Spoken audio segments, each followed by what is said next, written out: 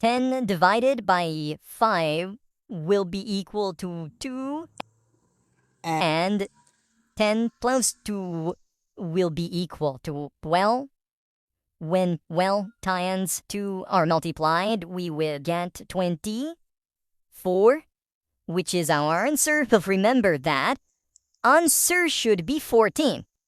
So that's wrong. 24 is incorrect.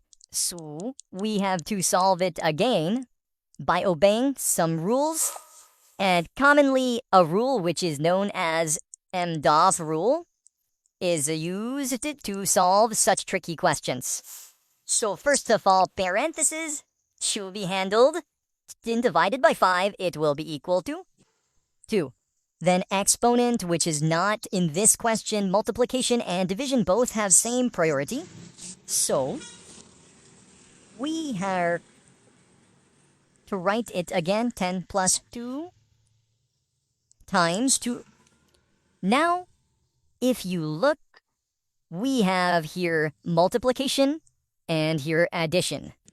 Now, don't add 10 plus 2 because it is not correct order of operation, so we have to handle multiplication. So 2 times 2 will be handled first. 2 times 2 will be equal to 4, and 10 as it.